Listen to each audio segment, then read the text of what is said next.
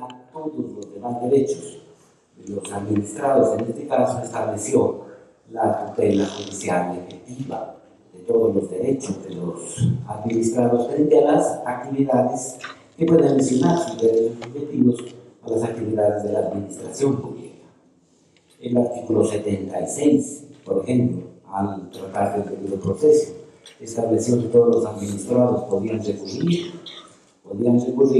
de los actos de las administraciones públicas que lesionen sus intereses subjetivos.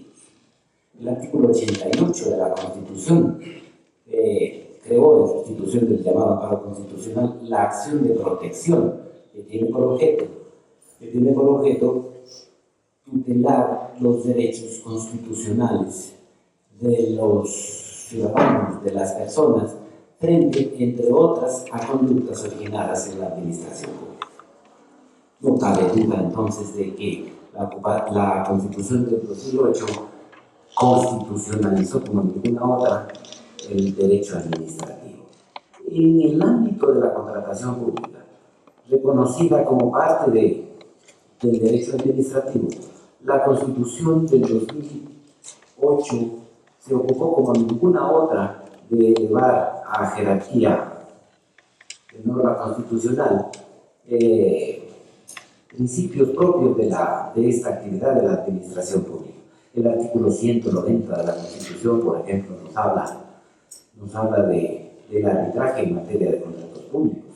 El 288 es el que eleva a la categoría de norma constitucional los principios por los que se rige la contratación pública, incluyendo uno de contenido político, como es el de establecer la preferencia por lo local, por lo nacional y por lo proveniente de proveedores de la pequeña y mediana y de la economía popular y solidaria.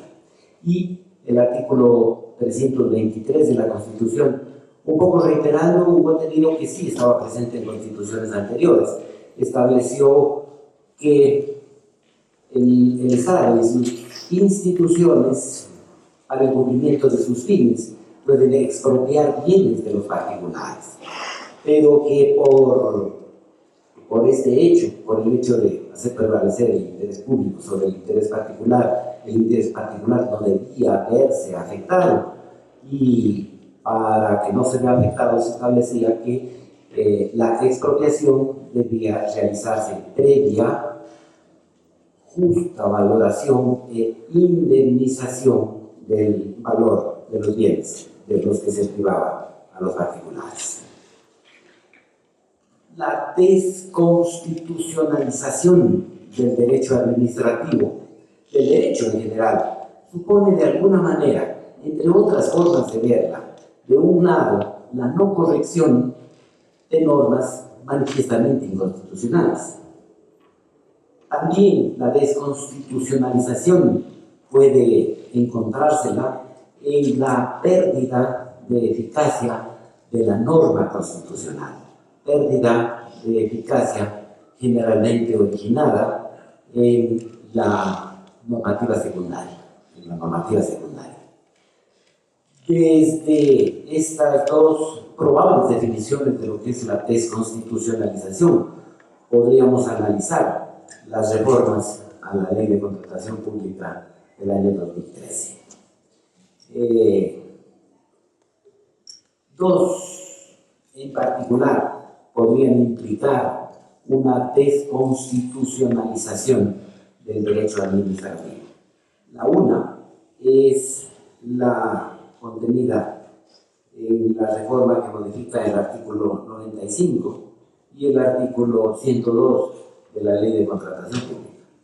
Al reformarse el contenido del artículo 95 de la Ley de Contratación Pública, se establece que de las resoluciones de terminación unilateral de los contratos no se puede recurrir mediante el ejercicio de acciones constitucionales.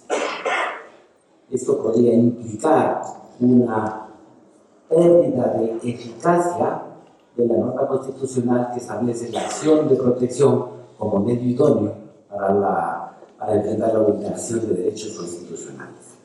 El artículo 102 reformado de esta ley establece que, aparte de reiterar, de que en los procesos de contratación pública, los actos administrativos, no son susceptibles de recursos constitucionales, señala por otro lado que de los actos administrativos en los procesos de contratación pública se puede recurrir por la vía contenciosa o en sede administrativa, pero únicamente en los 3 días siguientes desde que se emiten esos actos administrativos.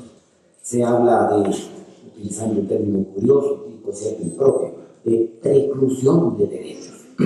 Los derechos de los particulares participantes en los procesos de contratación pública precluyen en 3 días.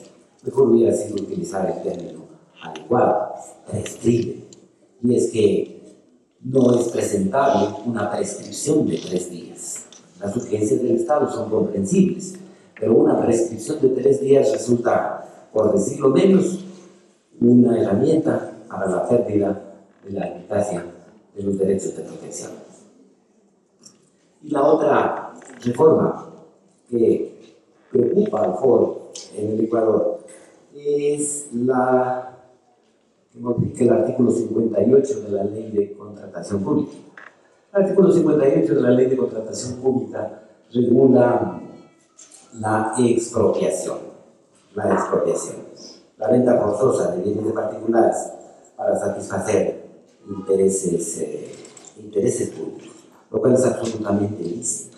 Es absolutamente lícito. No hay figura más coherente en nuestro ordenamiento jurídico que permite satisfacer la necesidad pública aún en detrimento de la necesidad privada, del interés del particular, mientras el interés del particular no sea lesionado irremediablemente. El artículo 58 de la reforma establece que en caso de inconformidad con el precio del bien, precio determinado por el catastro estatal, el propietario puede recurrir al juez para que el juez, con la ayuda de peritos, determine el justo precio.